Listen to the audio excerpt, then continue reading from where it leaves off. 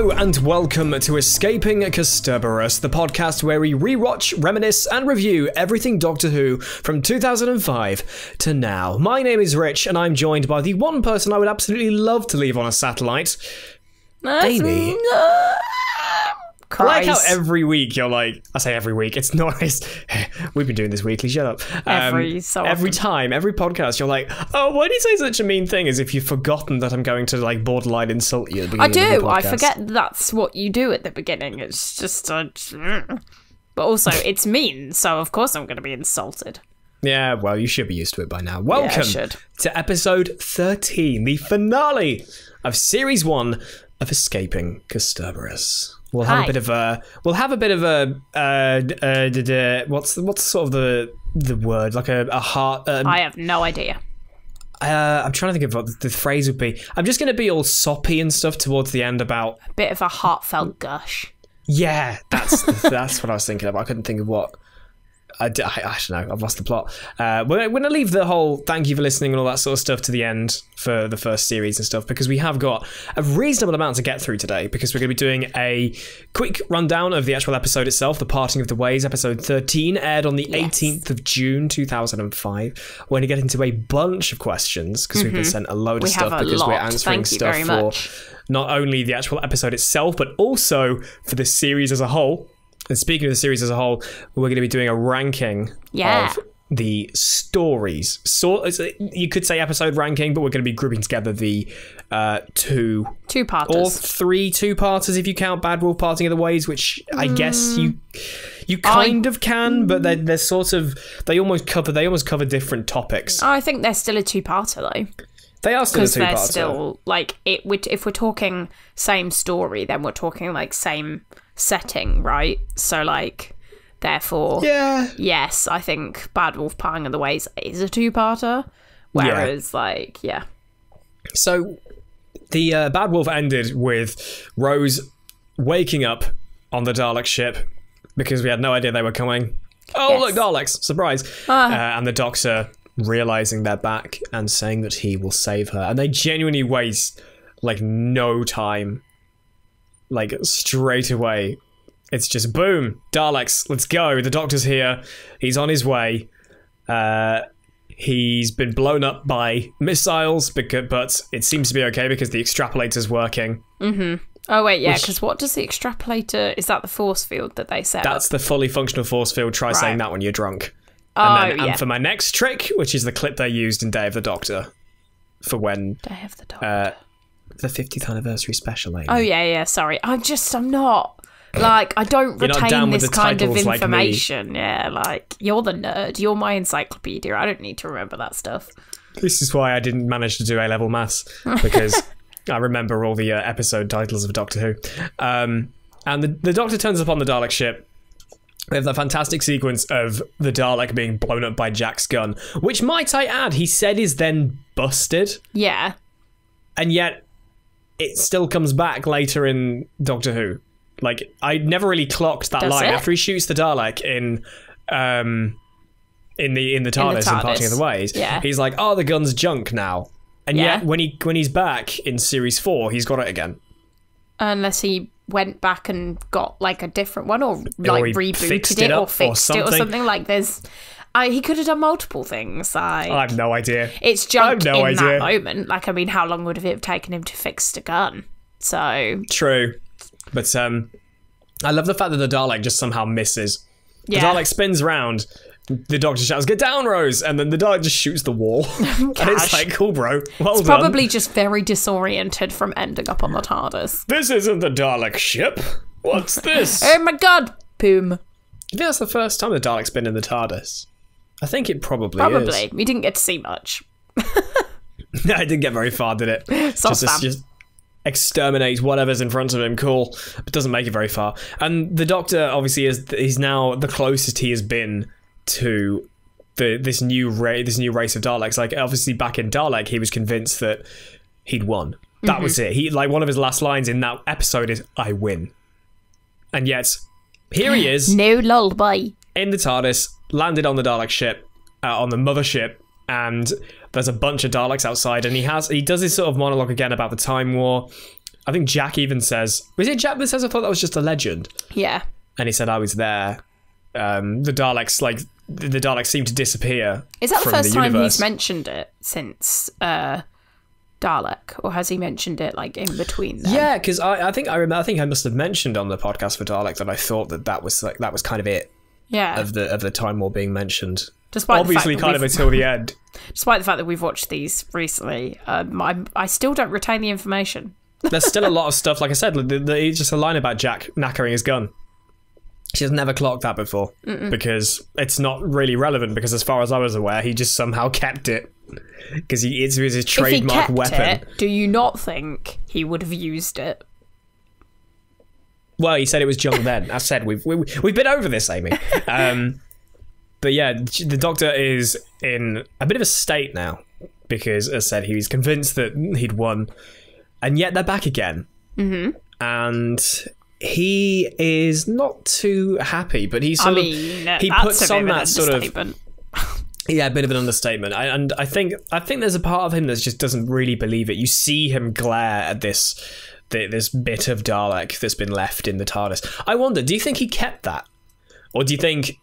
Oh no, I think he would have disposed on the of it, way back. He'd have like opened the doors and just pushed it out. Yeah, probably. There's a scene in Resurrection of the Daleks back in the 1980s. It's the Peter Davison Dalek story where a Dalek comes into the warehouse. I think it's in the second part, and they manage to shoot out its eye stalk. It's a really cheesy sequence. It's 1980s Doctor Who, of course. It's cheesy. Duh. And there's these two dudes with like orgs like spraying at this Dalek, and the Dalek's just stood there like shaking away, and then boom, its eye goes, and then he goes, oh god, my eye's gone, and then they push it out of it's like a like in a warehouse where you've got like a pulley outside and there's just like a normal like a standard door, but it's like a story or two up on the wall. I mean, yeah, sure. That opens out, whatever. They just push the Dalek out this door, and the transition between it being a real Dalek and this really crap fake prop, Dalek.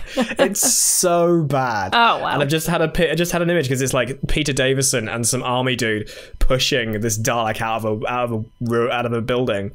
Just seeing Captain Jack and the Ninth Doctor do that, pushing it out of the TARDIS. That would be so funny. Just floating off into space, or he keeps it in like a rogues gallery.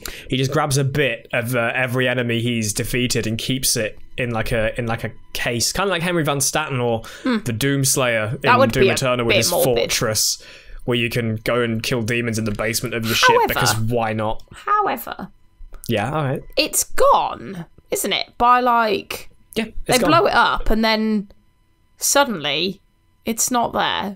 The only time you see inside the TARDIS again from that point, I think, is when the Doctor sends Rose back and the Dalek's gone. So yeah, assumedly in the time period of the Doctor coming out of the Dalek ship and landing back on Satellite 5, he's pushed the Dalek out the door, or he's taken it downstairs and shoved it in a cupboard. I hope he's pushed it out the door, to be honest with you.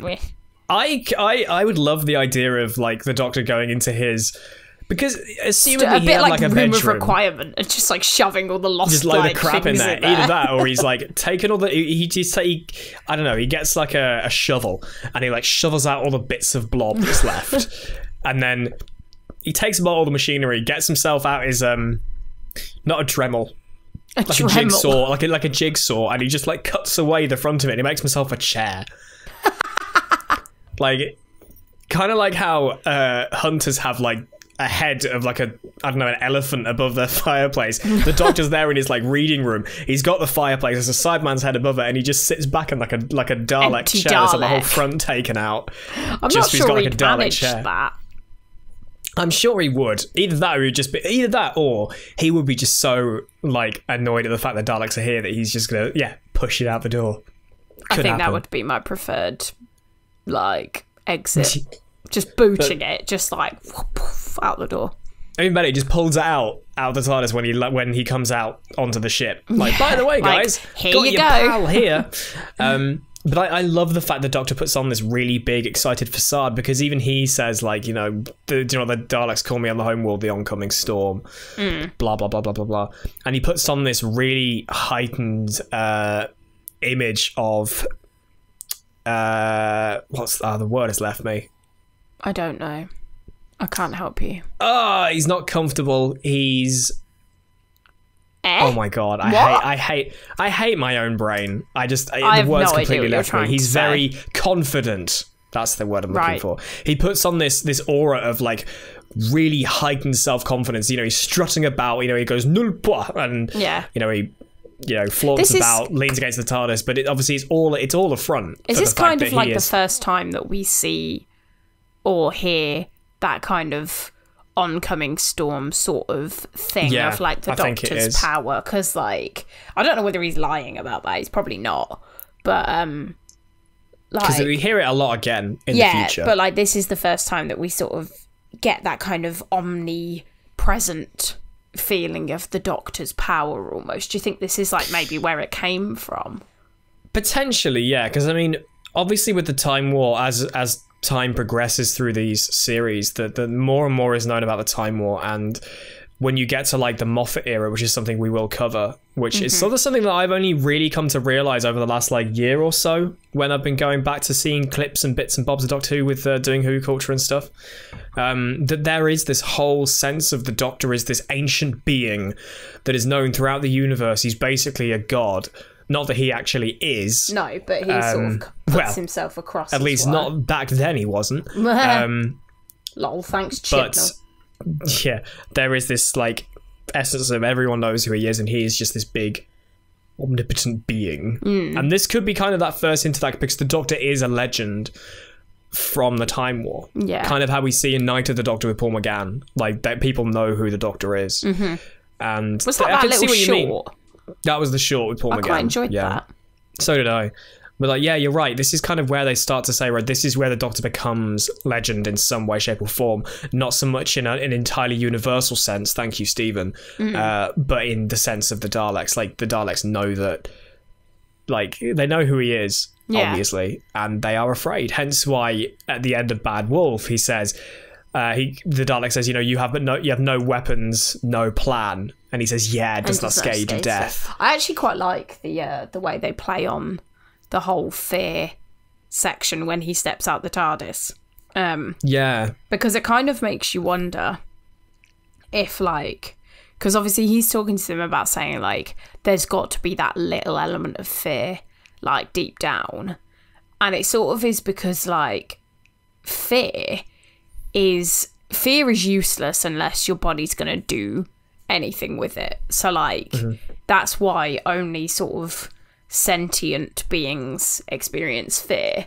But obviously the Daleks are like sentient beings, but like fear is actually kind of like probably one of the most powerful responses you can have. And I'm not sure you can really have you can have hatred without fear, but like the two go very well hand in hand. So like, do we think that the reason they have that spark of fear is because they've evolved to have it for the Doctor? Or do we think they have that spark of fear because they are made from dead humans? That's a good point. I think the fear of the Doctor specifically is probably something that's just come with time. It's something that I think not even the Dalek engineers that aren't Davros who are maintaining these Daleks. At the end of the day, whether the idea of converting other matter to Daleks, at least on this specific ship, or this fleet of ships that were in the Time War, was always there, or whether some Daleks in that fleet had the grand idea of let's turn humans into Daleks, I don't even think they would have the power over the course of the time that humans have been turned into Daleks. It's always been a thing.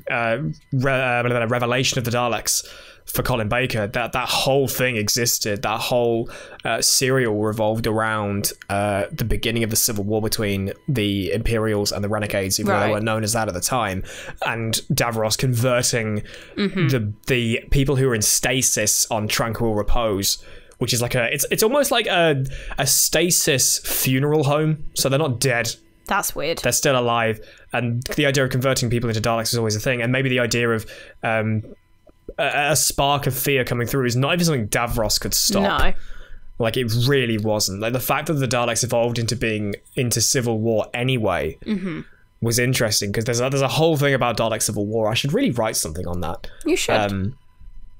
About how the Daleks begin to hate each other Right. Because of as Ace very eloquently puts it, they're not true. They're not pure in their blobbiness.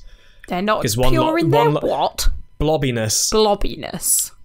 Because one of the technical advisors at Unit asks, is it Unit? I think it is Unit. Ask like the Doctor why there are different Daleks all fighting, and Ace is like, Renegade Daleks are blobs and Imperial Daleks are bionic blobs with bits added, and they hate each other's chromosomes. They're either or not pure in their blobbiness. They kind of hate each other for being different. I'm sorry, but all I can hear when you say blobbiness is blobby, blobby, blobby. No. We talked about Mr. Blobby and Jack Whitehall last time. That's all I can hear. I think the idea of the hatred of the Doctor, the fear of the Doctor, has come just through time.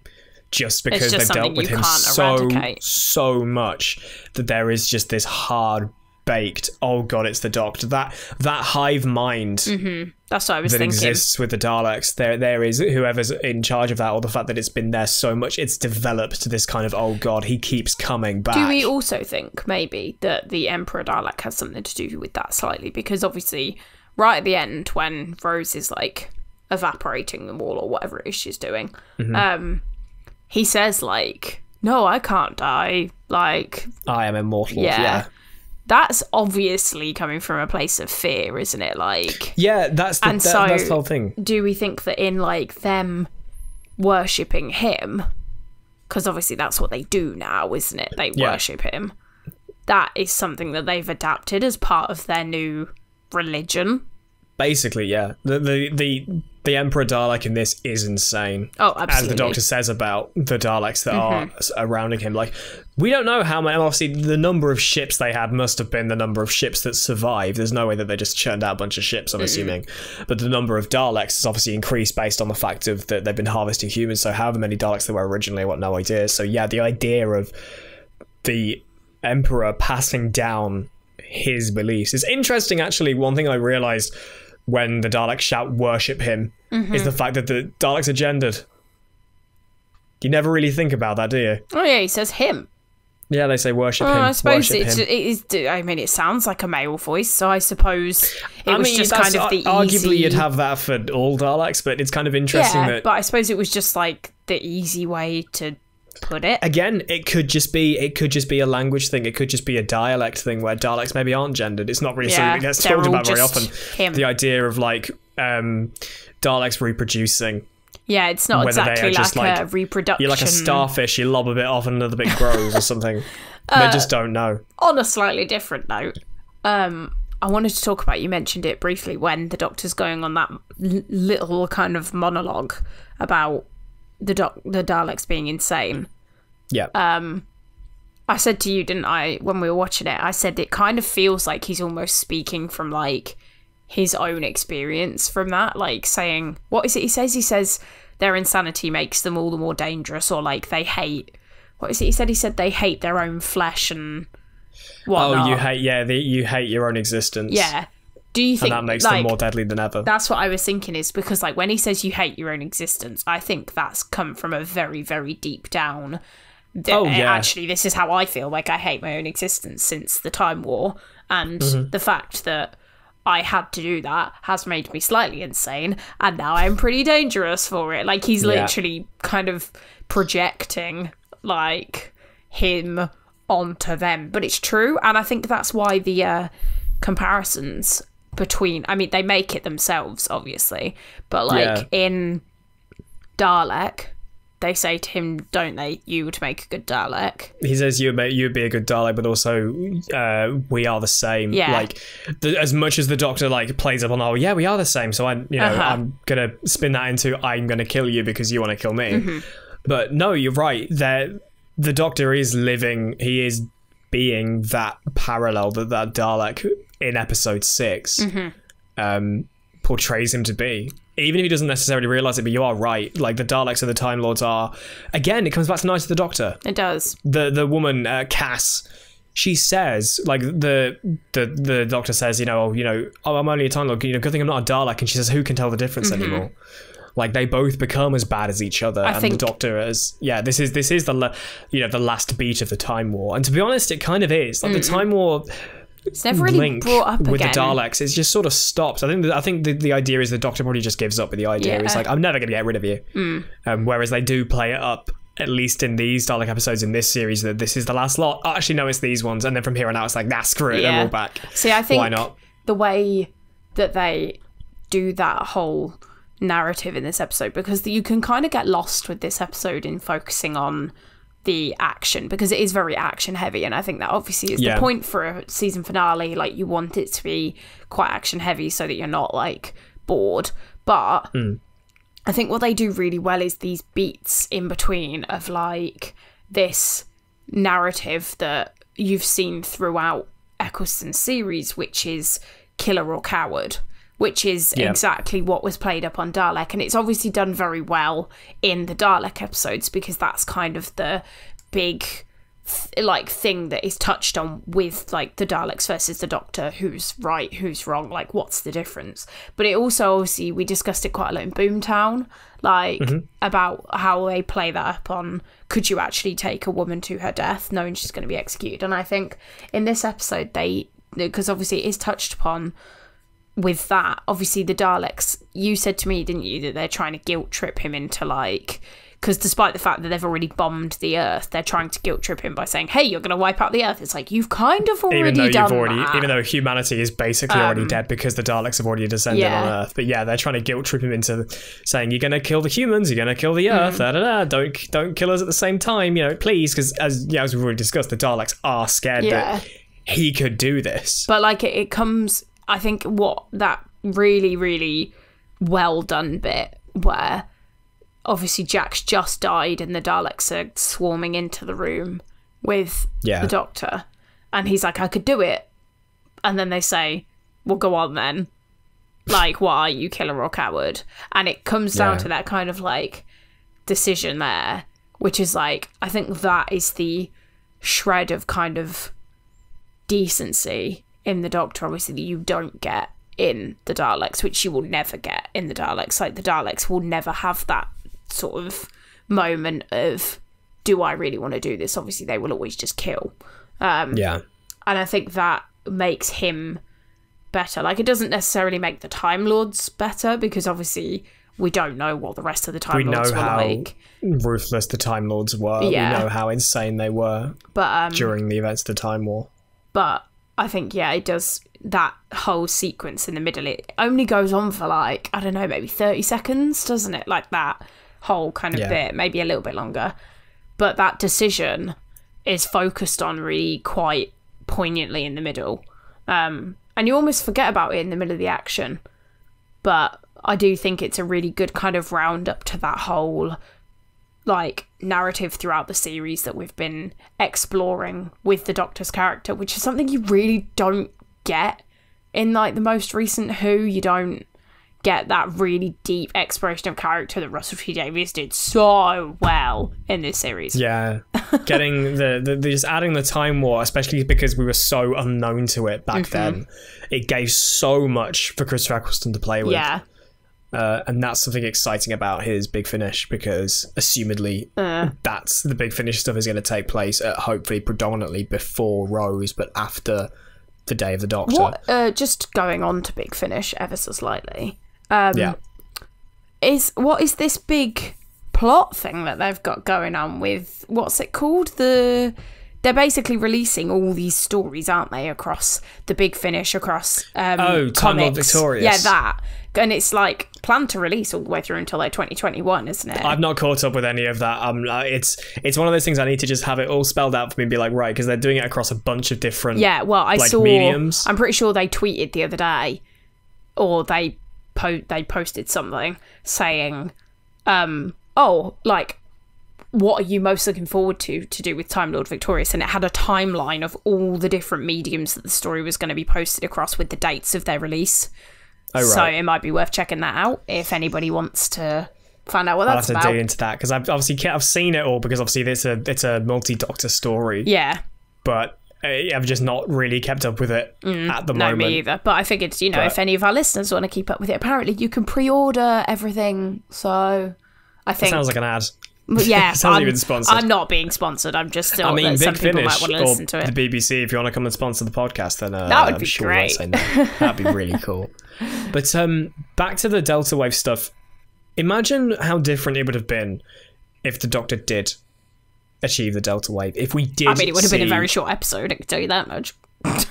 Well, no, because the appointment is ready is right at the end. But like the idea of, you know, imagine coming to this series as someone who's a veteran of Doctor Who and thinking that the Doctor's character has changed so much that he would genuinely commit genocide. The fact that the Doctor's been so close to doing it before in Genesis of the Daleks, of killing off the Daleks with the touch of 2 wires, and he couldn't bring himself to do it. Imagine if the weight of the Time War pushed him to do it. How people would have responded to the Doctor actually killing. We know the Doctor was killed. I did a list ages ago about the times the Doctor had killed. Yeah. Be it deliberately or not. Accidentally. I've criticised Series 11 for having Jodie Whittaker's Doctor kill an enemy, in inverted commas, like an enemy by, you know, proxy, basically, in Iraqis in the UK. Oh, yeah. With the giant, like, mother spider. And yeah, like, let's just suffocate them all. No, because how about you don't? It's like, surely the Doctor would bung them all into the TARDIS and take them off to a distant planet and let them go. Trap them in a massive glass and put them out a massive window. Big ass piece of paper. Yeah. Imagine if he'd gone that route. I mean, how would that have gone? It would have been a really big, like, rug pull. I think. But maybe not a good one. And we know how badly big rug pulls can go. I think we probably wouldn't have got any more New Who, because that probably would have just been the end of it. Yeah, I think the complaints coming from Doctor Who fans would have been pretty substantial. I just can't really imagine it, because it's just not something feasible. Like, it sort of would have been like, boom, explosion, episode ends, nothing else to do, nothing else to talk about. Bad Wolf has no resolution, like, everything doesn't actually happen, and then it's just, oh look, dead, bye, everyone's It's the fact gone. that the Doctor is convinced that he can do it, and I think because he has that belief that he killed his own race, that he could do it again. I don't know that he ever believed broken. he could do it. I think he was just... I think in the heat of the moment, in the build-up to it, that he could. Yeah, I mean, and then obviously he gets that to the point anger he's got is- his hands on the plunger, and that's when he chickens out. That's when he can't do it. I don't know. I'm not sure. Let's talk about Rose.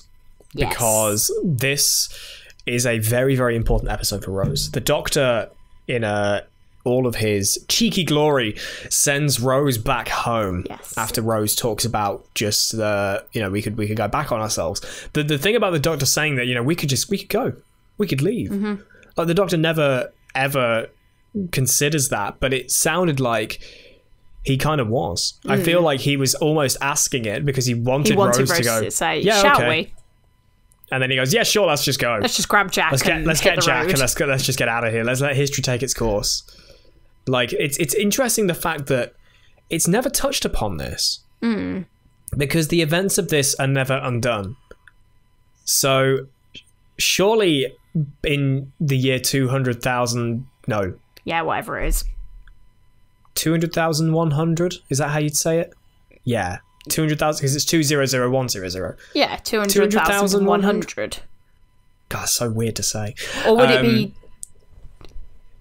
I don't know. I've never counted that high. Would it be 200 and 100,000? No, that wouldn't be right, would it? 200,000 and 100. Yeah, that'd be or you just call it 200, 100. I don't know. But, like, we've been to times past that, and yet the big Dalek, like, invasion of Earth is never touched upon. Like, it'd be really interesting to have something... I think I said this before about the long game, actually, about seeing Earth in that kind of state.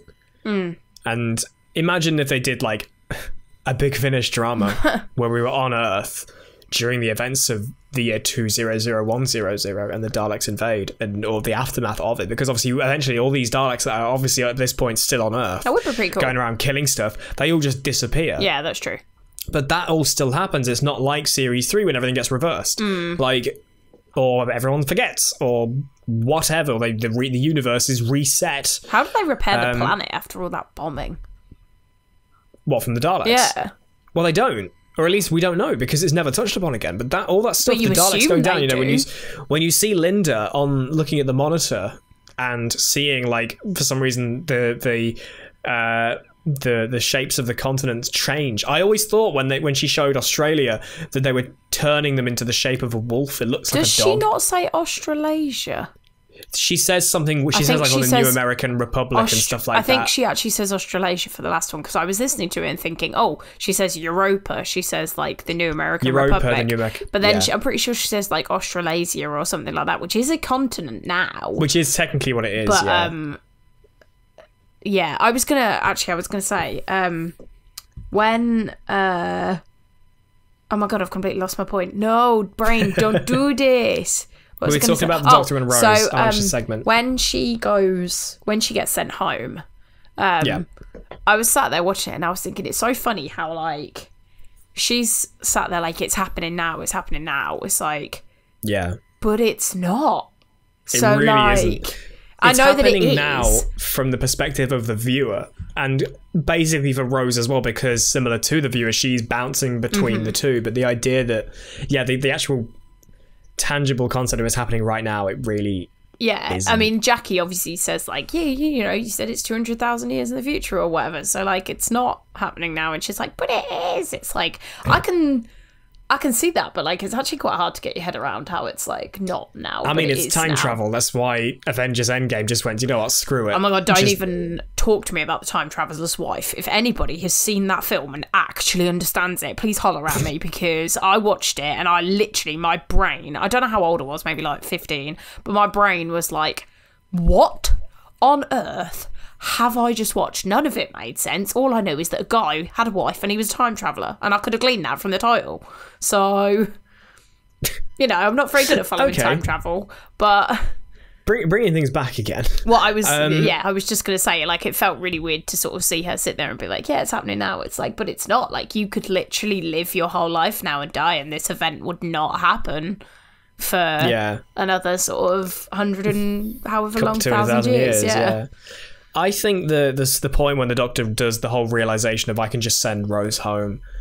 I love the fact that they didn't actually play up to this idea that that's genuinely what he's doing.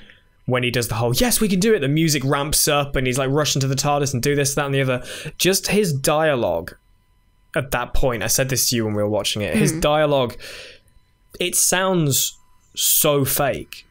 Like, we've heard the Doctor talk about, like, explain this, that, and the other. We see it with, like, David Tennant's Doctor as well, like, explaining how the TARDIS works and doing this, that, and the other. The Doctor it's so painfully obvious that he's making this up on the spot. When he says, like, rather than go into any kind of detail, he just says, like, go back on my old timeline. Yes! And then he, rushes to the TARDIS. He goes, do this, fold it back. Oh, I'm clever. I'm really clever. Look at me. I need to go power at the game station.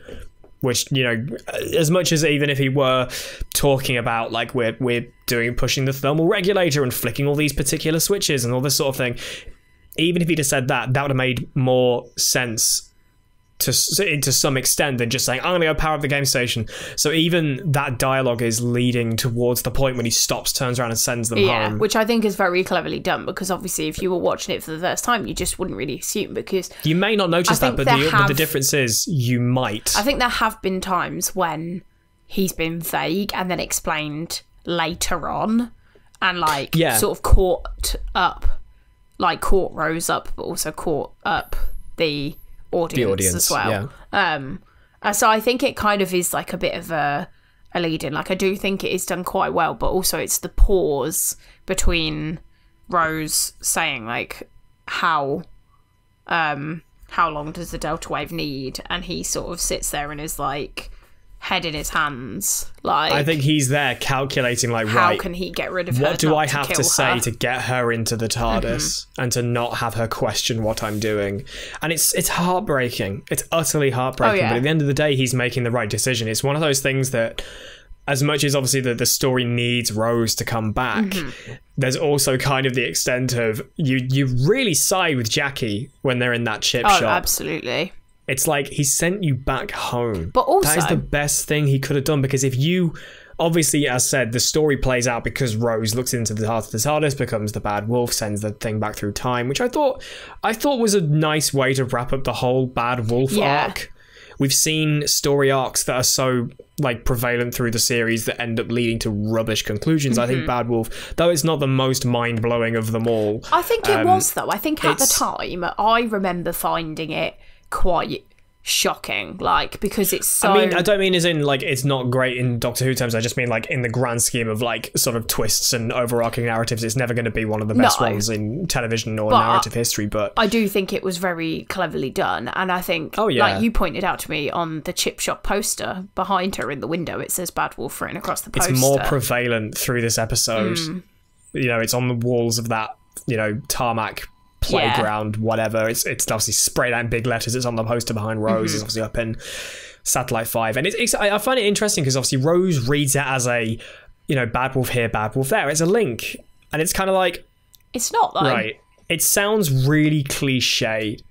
Like, it sounds really cliche, and I've always sort of read that scene of then Mickey just like, it's just words, Rose, come on. Yeah, I mean... And then she runs off back to the TARDIS thinking, yes, I'm going to go to the TARDIS, say the words, Bad Wolf, and then it's going to go, oh, yeah, cool, let's go.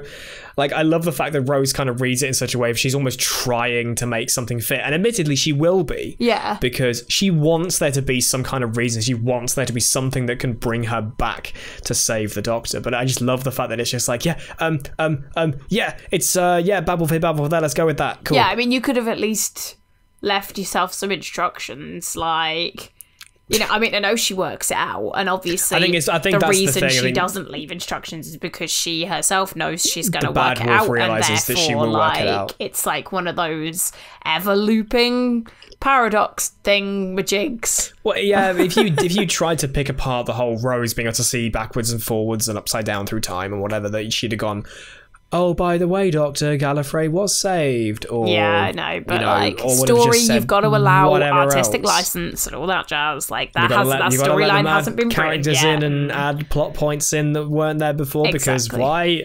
Also, a wizard did it. She's only got like 3 minutes of script, so she's not gonna just relay the whole of time and space to him in this 3 minutes before it kills her. Here, I put this into a book that you can just flick through and read because the Doctor can do that. Cool. Lol, spoilers. She passes the Doctor's 900-year diary that you see Sylvester McCoy writing and ill reading at the beginning of the TV movie. Actually, it's Riversong's diary.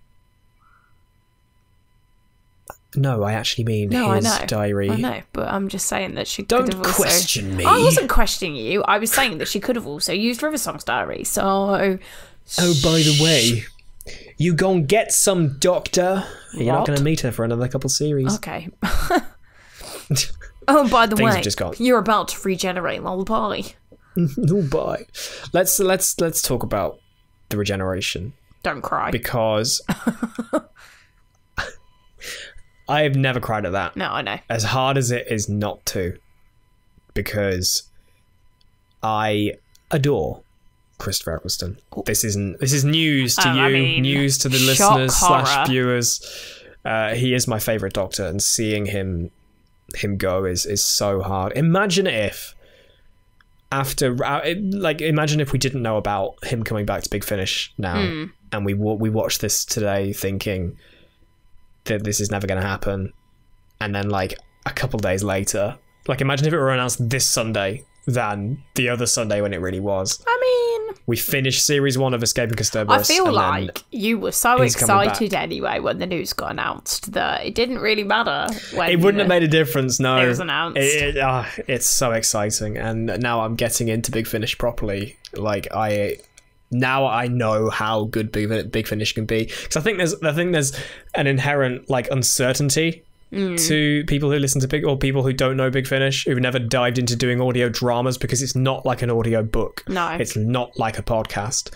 Like, I've spoken to people and they've said, "Oh, I'll put it on while I'm playing something." It's like, no, sit and listen to it. I was like I sat in bed and listened to Out of Time, the new David Tennant and Tom Baker story. That came out today. I listened to it last night, and I literally just laid in bed, headphones on, and just lost myself in it. And it's phenomenal. And just getting that back, even just hearing the theme song, not even seeing anything, it's so good. So getting Eccleston back for that, I'm really excited for. It's like early next year the first parts of this come out. Yeah, it's on Spotify if anybody does. Yes, the monthly range, the standard like monthly series they've been doing, it's on Spotify. So my first foray in, I think I mentioned this the other week actually, was a seventh Doctor story, because I know that Sophie Aldred was in it. Oh, right. I think it's called The Veiled Leopard. And then I listened to Jubilee, the episodes, the Big Finish story that influenced Dalek. Yes. And that was fantastic. Pun intended. But anyway, yeah. Back to the regeneration. Eccleston regenerating it is very short in the grand scheme of things. When you see how much they big up regeneration in the next couple of series. Compared to Matt Smith's regeneration, Matt Smith's regeneration was hella long. Huge. Like, yeah. Jesus. And understandably, they will have played it up, but obviously with what happened with Chris during the production of Series 1, it's not really a surprise that Chris Chibnall, oh my goodness, Russell T Davies had to turn around something to make him regenerate and not feel horrifically tacked on. There were reviewers back in 2005 who thought that the regeneration was really short and a bit more tacked on, but it's like, you go back into the classic series, like, I don't know the classic series anywhere near as well as I know the new series, but going back and seeing the regeneration episodes from there, they are much more like, you know, here, oh dear, there it is, now I'm regenerating. Bang. Oh, the Doctor's fallen off a pylon. Oh, now he's Peter Davison. If you're Colin Baker into Sylvester McCoy, as much as that was again behind the scenes stuff, you literally got nothing. It's just, oh, the TARDIS got shot down by the Rani. Oh, and now it's Sylvester McCoy. Oh no, cool. Like, that was it. Yeah, I mean, it's definitely a much more modern. I still think, as much as it isn't as overblown as some regenerations are, like, as much as Matt Smith regeneration was a very big thing for the series, because this was the Doctor that became the big, like, global Doctor. Like, series 5, 6, and 7 were huge all over the world. I think it's just for some reason Matt Smith appealed more to the American audience. Yeah, it's kind of interesting that was for some reason it just clicked. He was the one. Yeah, you kind of assume it was Tennant. Like, Tennant was still big, but like, for some reason Matt Smith just absolutely blew up. And sometimes the regeneration episodes do get kind of overblown, and I do see Time of the Doctor like that, you know. Is that Matt Smith? 11's hours overs now, the clock is striking 12s. Oh, like, please stop making it so big and overblown and stupid. It's one of those things that I really like about Eccleston's regeneration, is it's smaller, but it doesn't mean it's not as emotional. Yeah, that's what I was going to say. I think almost it kind of makes it more emotional. Like, you don't obviously get the length of time. Because it's so small. Yeah, you don't obviously get the length of time that you get with, like, Matt Smith's regeneration to sort of be like, oh my god, it's happening. Oh my god, I better prepare myself. Like, you literally just get oh look, I'm dying. This has been fun. Like, thanks for the journey. I'm going to go die now, and then I won't be here in a minute, but someone will be here, and it's still me, but it's not me. And that's all you get, like, and then it's almost like, I love you, almost bye. Taking a step back, like, when you put it like that, in the idea that it's just such a smaller event, it's almost like going to a small funeral and realizing that there's only, like, you know, 15 people here who will remember you, or who knew you, or who cared about you. Because in reality, with Eccleston's 9th Doctor, with him coming fresh out of the time, well, there wasn't anyone else. I think the fact that he got to be with Rose, that when was he all he regenerated, would have was cared about. Huge for him. The fact that he got that, and that is, you know, it's so important to him. I think, and I don't know whether, like, I actually really like his regeneration, sort of watching it back, because he gets a excuse the pun, fantastic last line. It's literally just, so was I. And I think, like, the fact that he doesn't say anything after that really kind of, like, wraps it up neatly in a little bow. I think that's him sort of, because I know he says, you know, I'm clever, I'm really clever. He does it a bit to boast, but I think that was him returning to the point of being able to tolerate himself, to love himself, to appreciate himself, as much as we still see with David Tennant, that sort of, that self-loathing to not in like a really like memeable state, like he's posting "I want to die" on Twitter and stuff like that. But I want to die. There is that inherent. I like the Daleks. He hates his own existence somewhat. That there is still that lingering bit there, but it's nowhere near as prevalent with Tennant as it is with Eccleston. I think that last line of you were fantastic, and you know what, so was I, shows that he feels like he has become the Doctor again. And that might be why he becomes this dashing, almost disgustingly sexy man who is very, very confident in himself. I will have me a slice of that booty. Exactly. Like, the fact that he can appreciate that and becomes David Tennant, that's such a huge thing for Eccleston's Doctor. I also think it's kind of almost like him trying to put Rose at ease a little bit, because he knows what's about to happen and she doesn't, and so Rose he kind of makes like that little joke of like, you were fantastic, but you know what, so was I, and that kind of, because you see her smile and it's like, it's that lovely little thing of like, I'm going to make you laugh one last time as the Doctor that I want to be, and like the Doctor that you have hopefully fallen in love with. Also, that kiss, right? Can we just, because I said to you, didn't I? I was like, I don't remember this kiss. Like, it's just something that slips by the wayside. Like, everybody remembers David and Rose, like, but I'm just like, this kiss was pretty juicy too. I think it's because it's, in the grand scheme of things, it's not hugely important as much as it's something that Eccleston's Doctor has wanted to do to Rose. As weird as that sounds, no, but it's for true. A long time, because he's in love with her, and there is definitely that reciprocating feeling from Rose. It's not obviously as prevalent, but admittedly, if you were already falling in love with somebody and they turned into David Tennant, like, my underpants were already over there. I mean, like, yeah, Jesus Christ, they've gone. Mine were in. Like, I've left mine on the sofa downstairs. Mine were on the floor before I even realised they'd left. Like, but. Yeah, that kiss. I think that kiss did get a bit not controversy, but people were a bit like, "Ooh, that's a." Well, it's because of the age difference, isn't it? Like, I think it's not so much the age difference. I think it's more the fact that it's kissing in Doctor Who. You just didn't see that. That's true. I mean, it happened in the 1996 movie. You get Paul McGann chewing off Grace's face, which again, it's Paul McGann. Duh. Yeah. But yeah, that kind of threw people a bit. But I've never seen that kiss as. I've never really found like the kissing side of Doctor Who at all something that I've gone, ooh. No, but then I think that's because it's not like Rose kissing Finn in The Last Jedi. Like, that was a bit, ooh, that was. But that was a bit different, out of the blue. Like, whereas this is that's two people contextually completely different. This is two people who love each other and they just like. And for some reason, that's the way that they transfer the time vortex energy, because of course it is. Why not? Let's play up to that. Let's just have a snog. This is the first person the Doctor has been close to since he lost his entire species in a war.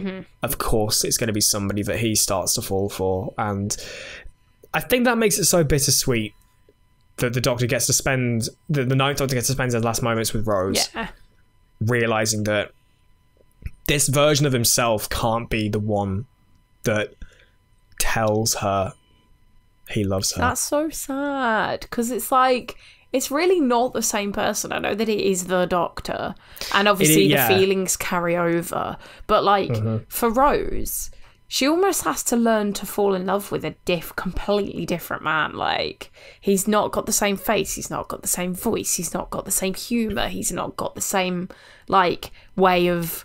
I mean, he has got kind of the same way of fixing problems, but like, it's just... There is always a difference. It's so, like, she's got to learn this whole new person, and he has to kind of accept that, like, she's not going to love him straight away like she did before.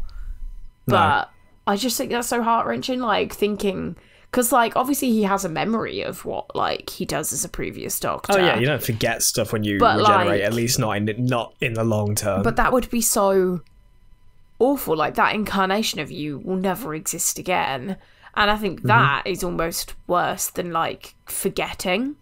Because it's, like, you've got to live with that now. But then, obviously, she does end up falling in love with him and, like, everything's fine. And, half of him goes off and lives, spoilers, but... Whatever, yeah. Not the point. It's just putting it like that, the idea that there'll never be this person again. It's like, again, if I didn't have Big Finish, it'd be like, I've just been reminded that my doctor's gone. But he's not. He's back. He's back. It's a very high-pitched, excited noise. That was really loud. From me. Oof. I'm sorry, listeners, but that's sort of the news I made when I saw that tweet from Big Finish. He came downstairs and he went, oh my god, oh my god. Yeah, we said this last week. I was just there like, oh my god, it's happening. It's got me back. Ah. I was going to say something. I've completely forgotten what. Actually, no, I do. When you said about the idea of falling in love with somebody again, but them not being the same person, but still being the same person, think of, as much as it was controversial, thank you, Chibnall, Cyberwoman in Torchwood Series 1. You have, what was her name? The Cyberwoman herself. Oh my God. I cannot remember her name. Lisa. Yes. She transplants the brain from her body into that poor pizza girl from Jubilee Pizza. And so, yeah, same person, different body, different face, different voice, but it is, at the end of the day, the same person. What does Yanto do? Kills her. Kills her. But I mean... Actually, I don't think Yanto... No, Yanto does kill her, I think. Because he says it's not... Well, actually, no, everyone else kills her, but he was very close. I think he was on the point where he was pulling the trigger and then Jack and that come through the door and they shoot her. But I think it's he still gives her up. He still gives her up because it's somebody else. So what Rose has to do here when going from the 9th to the 10th, it's so hard. However, I think... Well, yeah, it's very different circumstances. It is very hard because I'm just making a comparison. It is that's very tangible hard, for people who've seen Torchwood. Like, it's for Rose, she's basically lost the man that she'd just fallen in love with and that she just kind of found herself with almost. However, for Lisa, she was a bit of a cold-blooded killer. And I don't really think there's any way you could end up loving a pizza woman with a massive chopped off bit of a red, is there really? No matter how hard you try, because she used to be somebody else, and you're loving a dead woman. It is like a very gory, very different metaphor. Yes, obviously. But otherwise, Parting of the Ways is just a lot of Dalek action, which is always good. And that's what love a bit of Dalek. It's what you want for a season finale. Like, you don't want anything too thinky for a season finale. No. I mean, obviously the thinky ones, I'm going to call them that now, the thinky ones are like good as well. Like, I do love a good, like, kind of mysterious, oh, what's going to happen, oh, this, and then everything gets wrapped up, except 13, lol. But I do think like a good action sequence in Doctor Who is a good season finale, sort of, especially in this era. Like, I think they do it, Russell T Davies does it really well. Yeah, I think we should move on to some questions, because we have a bunch of questions. How many have you got? From your lot, I've got 1, 2, 3, 4, 5, 6 questions. I've got 5, so well, in that case, let's start, and then we'll alternate. So we asked you guys for questions regarding Parting of the Ways and also the series as a whole. So we've got some varied questions here, because we're kind of doing today differently, because like normally we're dropping questions as to when during the episode they'd be relevant. We're just going to go episode review, questions, and then we're going to do our ranking of the series, just our final thoughts on series 1 as a whole, which you probably already know what I'm going to say. But anyway, James Fraser asks, do you think Christopher Eccleston should have stayed on for one more series, or do you agree that his one series was perfect and many more might have ruined that? I think you answer first, you go. I think it would have tainted it if he'd have stayed on for another series, but I think that's how you'd always perceive something like this. If you would ever put somebody past what you know as being their finite number of series, then you'll always think that what comes beyond that, what could have been beyond that, would have been different. The same with season 27 in Doctor Who in 1990 with the with what happens with the 7th Doctor and Ace. Like, that sounded terrible. Let's not do that. And it didn't happen. Eccleston going on to do series 2. Apparently the majority of the stories that were in series 2 would have been Eccleston anyway, I think. They haven't changed a huge amount when Tennant came in. So, yeah. Tennant staying on for series 5 didn't happen. No.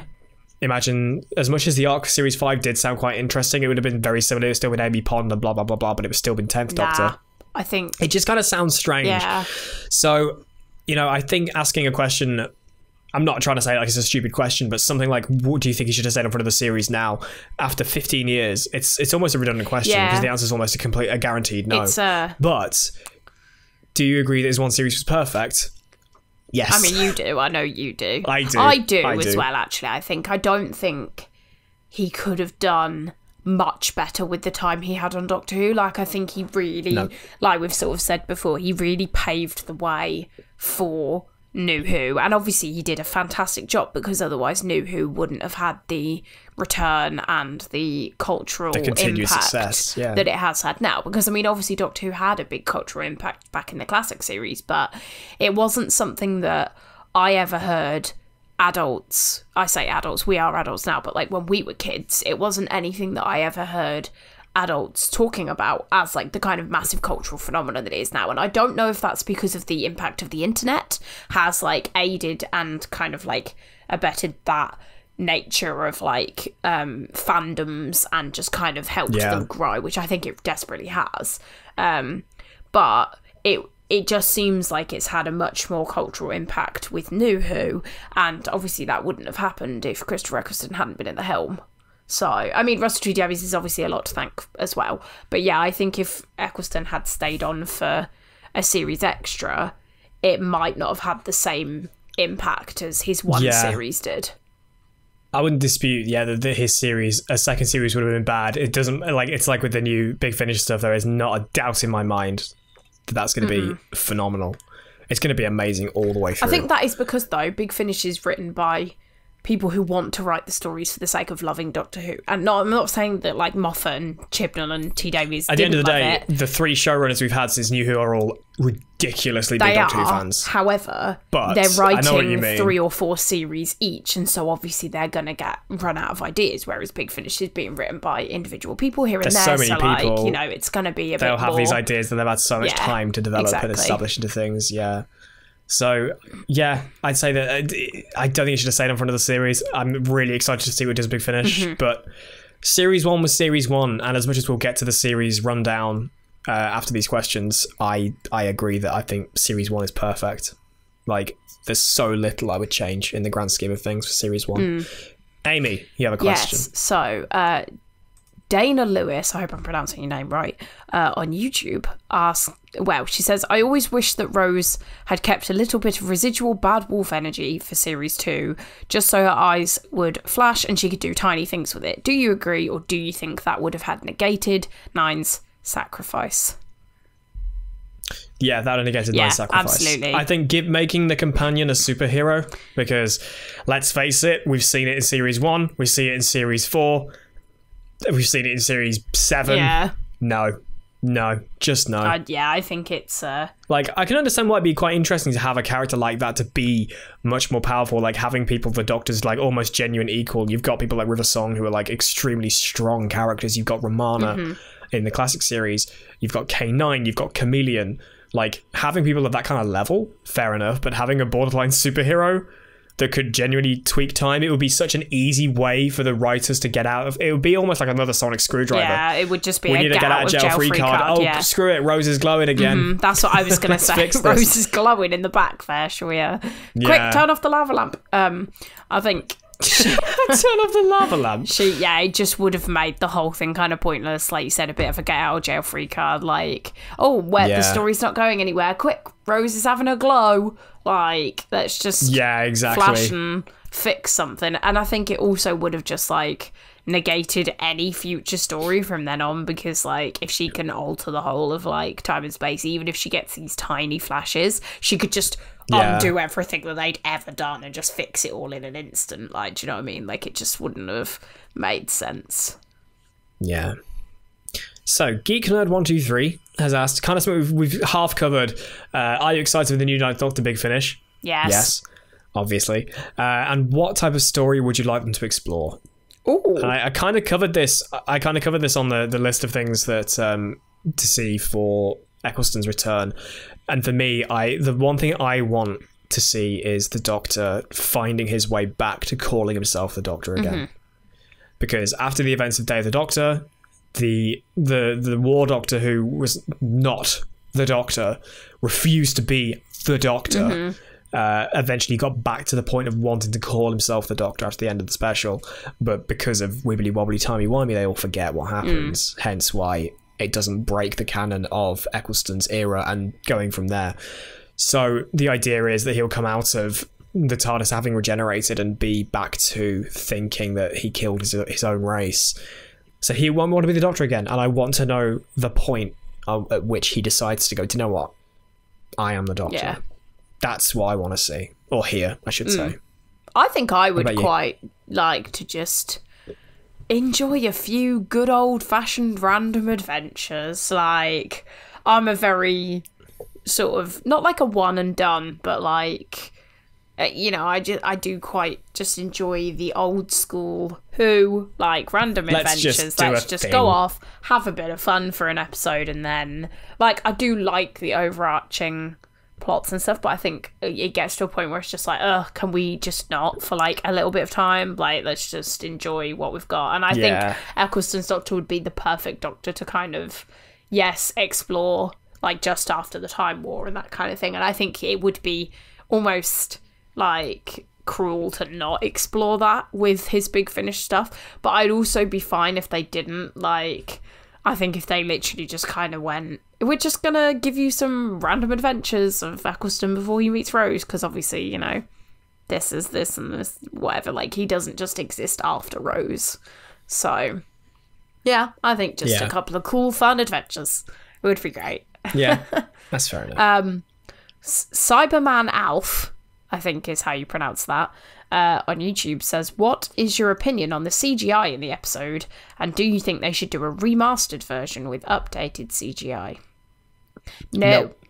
These answers are so easy. Like, I think the CGI in the episode is what it was for 2005. It's fine. And like, I think that's something the Doctor Who's had. Like, people criticised it in the past, and there have been moments when the CGI looks not great. You know, we talk about the Slitheen in episodes 4 and 5 that had their moments of looking a bit rubbish, but that's kind of how it was. But there's never a point when I look at it and go, wow, that CGI is like, whoa, I don't that's watch not it good. thinking, oh my god, I wish it was better, like, because I've watched it so many times, and obviously I watched it when it originally aired, that it's just something you grow up with being kind of as it is. Like, I'm not gonna look. You get used to I'm the not gonna idea. look back at it and go, "Oh my god, that's so awful," because I'm just gonna watch it to enjoy the story. Like, and I think an updated version with new CGI would just kind of kill the nostalgia of it. Yeah, like I watched when I first watched Dalek Invasion of Earth, because I have that on DVD. They gave me the option to put in the updated effects they did for whatever year this released. I want to say like 2006, 2007 maybe. I can't remember. And back in the 60s, a Dalek ship was literally like 2 pie tins and a bit of string. Like, genuinely, it looks really crap. But that was how it was. And then when you watch the episode with this, it's not great CGI because it's almost like fan-made, basically. It kind of how Big Finish works. Most of the stuff outside of the official series is very much driven by the community, which I think is amazing. And the fact that they've sort of passed the keys off and gone, yeah, you go do this. Like, you know, we know you can do it justice. Hence why, like, as a very sort of kind of similar tangent, but not in the same medium, like Sonic Mania was amazing because they gave it to the fans and didn't give it to the people who made the Sonic games, and it was incredible. It doesn't look very good, like 3D visuals in a 1964 Dalek story just looks kind of dumb. Well, that's the thing, watched, like, because it doesn't exist at the time, so you don't want to. I watched Day of the Daleks, a John Pertwee Dalek story that got a bunch of new CGI. It got some new like establishing shots of this like futuristic city that Jo Grant finds herself in through most of the episode. All the Dalek voices were redone by Nicholas Briggs as well. And as much as I love Nicholas Briggs, don't get me wrong, it was weird hearing his Dalek voices and seeing such good effects in a 1970 whatever production of Doctor Who, and it just looked kind of weird. So I don't think it would need to be changed for the same reason as you said, Amy, like the fact that it fits the time period, but also as much as that CGI was, 15 odd years ago, it doesn't it look holds completely up dreadful. Pretty well. Like, it holds up all right. Obviously you there can are tell some... it's 2005 TV CGI. Yeah. You know, TV CGI is never that good unless you're Game of Thrones or something. But it's fine. I mean, it is it's pretty passable. good, like, realistically, for what it was at the time and the budget they had. Pretty damn groundbreaking at the time for TV. Like, so, I think it's great. Yeah. Sorvix has asked, if Boomtown is lunch, dinner, egg, which I've seen a lot on Twitter, I'm glad that's become a thing, what would Bad Wolf and Parting of the Ways be? Something along the lines of games, robots, Daleks, and fight, rescue Barcelona, I think this person commented on YouTube as well, because I saw a very similar, like, basically the same words on YouTube, so they might have said the same thing there. I don't know. What would it be? Probably... I think... Are we talking the two-parter, like the whole thing? Yeah, I think the two-parter as a whole, yeah. I think it would be... what do you think? Because my brain is like, I don't know. I think... Ooh. For the two-parter, because to be honest, the majority of Bad Wolf you can kind of skimp past. I think I think Revelation, Revenge, Rebirth. Wow, that was Revelation. Deep. My AF. Brain genuinely was going naked for Jack. Stop thinking about John Barrowman, for goodness sake. Naked, guns, death. Wow. Like, and you I went was thinking deep. Revelation of the Daleks. The revelation of the Daleks being behind it all. The revenge plot for the Doctor, the revenge plot for the Daleks, really. Because the only reason why they're there is to get the Doctor. Like, they want to take over the Earth, but it's like, oh, look, the Doctor's here, cool, let's kill him too. And the Doctor's like, oh, good, it's the Daleks, the time wall's back on. Ding ding, round 2, round 3, whatever, let's go. And then the rebirth of the Doctor, that realization that he could be okay with himself, as we've already discussed, you were fantastic and so was I, and then rebirth into a new Doctor. That's what I think. Revelation, revenge, rebirth. That's pretty good. Yeah. Deep AF, bro, and then there's lunch, dinner, egg. I'd have gone something like naked fighting, regeneration. Naked fighting, Tennant, naked and then fighting, preferably Eccleston. Also naked. Go on the names. What's your next question? Danny Fuse said, do you think Doctor Who has used leaders, quote unquote, too often? The Emperor, the Supreme, the Parliament / Prime Minister, etc. As in for Dalek stories? I don't know. That's all it says. So I'm presuming maybe they just mean like the titles. Because, like, is there a Prime Minister Dalek? It's usually like only really Yeah, I think it's usually because it's a Dalek story. Oh yeah, because they used obviously the Parliament of the Daleks in Asylum, and then there was the Emperor, obviously, the one with Supreme. Churchill. Was that the Prime Minister? Reference? Yeah, that was no. Prime Minister is in the Prime Minister of the Daleks when at the beginning of Asylum of the Daleks. Oh, that's a thing. There's the dude in just the jar. Oh, I forgot all about that. And that's the Prime Minister. Yeah, it's okay.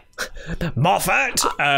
I don't know. I think I'm not sure it would be too often. I think like because they're obviously I couldn't even remember that's what they were called, but like because they're spaced apart enough, you don't really see it. But also the Daleks need a leader. Like they don't. Yeah, they're not going to fathom if they don't have this hive mind and someone to refer to. Like they just wouldn't. It's not very often you have a Dalek story without some kind of head honcho Dalek, be it an actual Dalek or be it Davros or something. I think it's. Like, I think they even need when you look at something like Into the Dalek, Capaldi's second episode, that there is. Was that his second episode? Yeah. Oof. Yeah, Bad I know. Luck. The fact that the only real main Dalek was Rusty. The less spoken about him, the better. We'll get to that. Like there was always a central Dalek. You don't have episodes where there's just Daleks. No, because I think for the sake of Daleks. Even when you go back to the classic series, there's always something or someone in charge. There's always a supreme Dalek. There has to be some kind of drive to the Dalek race that isn't just their default programming. Because if you just had a bunch of Daleks on default programming, it's like cool, boring. Yeah, but also you've got the Cult of Skaro who are spearheading whatever they're doing. Did you say in the episode or outside of the episode that there was an episode where they were fighting each other? In the episodes, in the end of Revelation of the Daleks, for Colin Baker begins sort of the Dalek Civil what War, I meant was, and then Remembrance of the Daleks was the Civil War. What I meant was, did you talk about it in the last hour on this podcast, or am I thinking of a conversation we had outside of the podcast? No, we've spoken about it on this podcast. Okay, great. Like, this is how broken my brain is at the moment. Like, I couldn't remember when we talked about it. But yes, I think if you didn't have a leader, that would happen far more often, in that, like, they would just resort to infighting, because they would just be like, they wouldn't know what to do, and then they'd just be like, we hate everything, let's just kill each other. Well, admittedly, the Dalek Civil War started because they had too many leaders. Well, quite. But because it was in Davros and in a Supreme Dalek. So technically it started in Resurrection of the Daleks, not Revelation. Oh, I'm rubbish at this. You are. Call myself a fan. You are not as rubbish as me, though. So, that's fine. What? Our very own Danny Megan has asked, favourite 2 villains in the series, not counting the Empty Child or the Daleks. Oh, okay. Yeah, I mean, they're a bit obvious, aren't they? I think we should think of 2 between us. First one, two, if we do 2 between us. Okay. Rather than do 2 each, because that's going to be kind of tough. Number 1, Blonde Felfoch, specifically Blonde. Just her. Just after Boomtown, on her own. Which is, as we've discussed on the episode for the podcast, Boomtown is horrifically underrated, and Blonde is one of the reasons why. So, Blonde Felfoch, pass me a day Slitheen. So not the Slitheen as a whole, but her.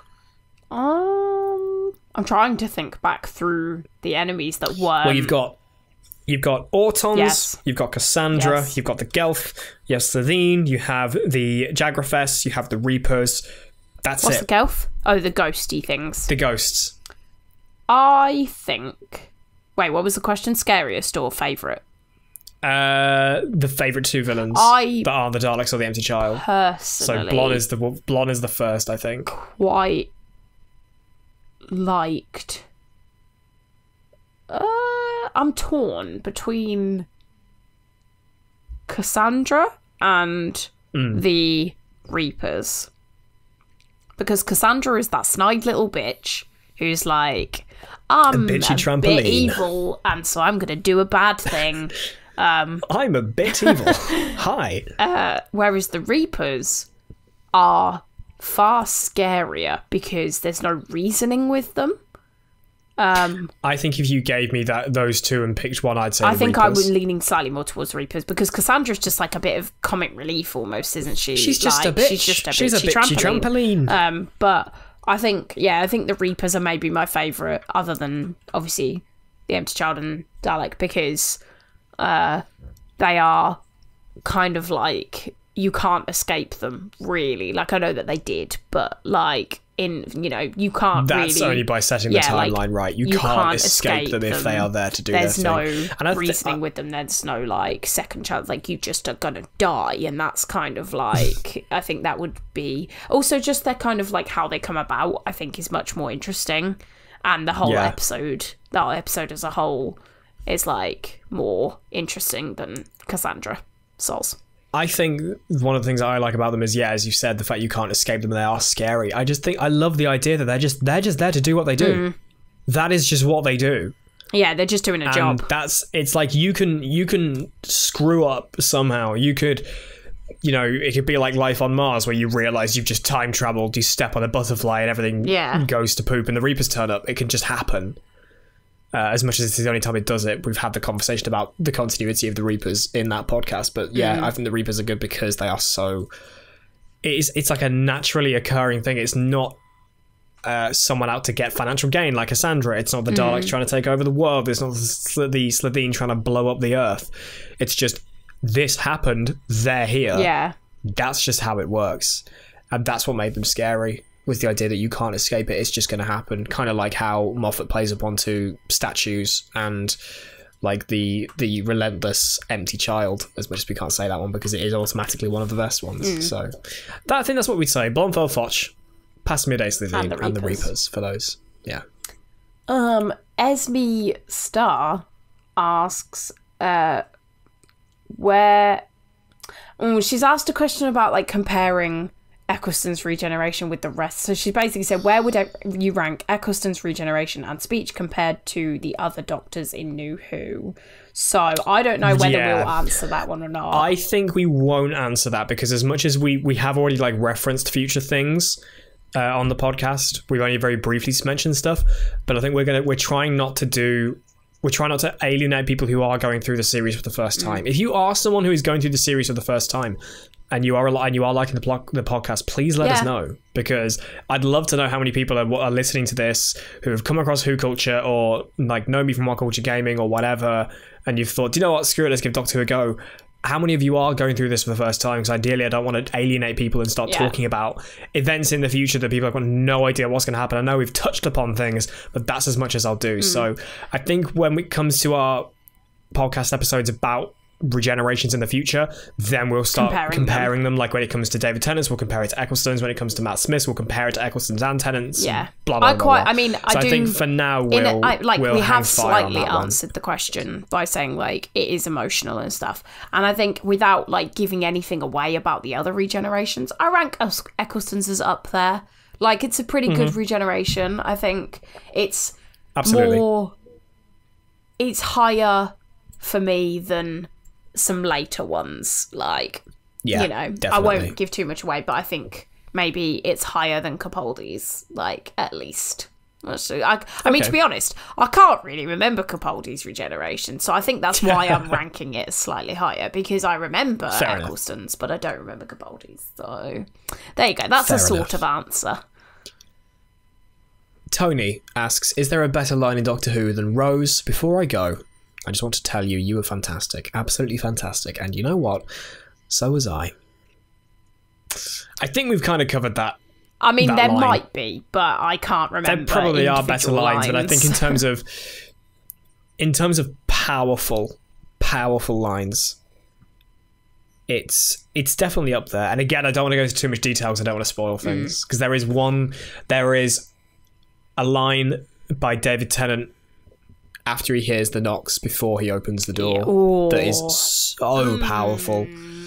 That is Feed me, give it to me, I love it. Yeah, but that we've already kind of been over that. But that particular sequence line, that moment of Eccleston, the realization of him seemingly like he can respect himself again. That's huge for the character. So yeah, we'll kind of half bypass that one as well.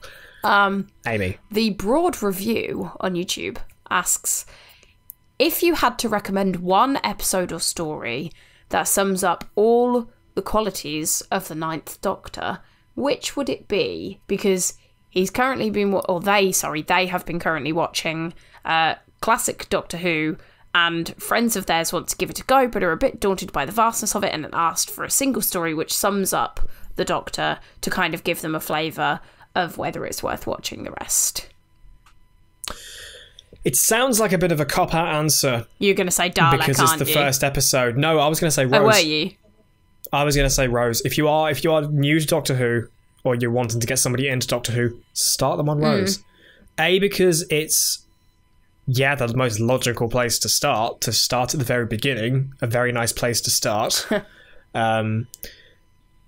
I'm assuming you can't continue that lyric. No, probs not. When you read, you begin with ABC. You've never seen The Sound of Music. No, I haven't. Anyway, yeah, I think Rose. You are right. I did think Dalek. I think Dalek is a very good. There's a lot more baggage with Dalek than there is with Rose. It's one of those things where if you weren't convinced by Rose, I would say jump to Dalek, but then you miss 4 episodes. However, so I would genuinely say Rose. If you want to get into Doctor Who, there's no point in starting halfway through somewhere. You might as well start with Rose. However, I think in terms of this question, obviously they've said that sums up all the qualities of the Ninth Doctor.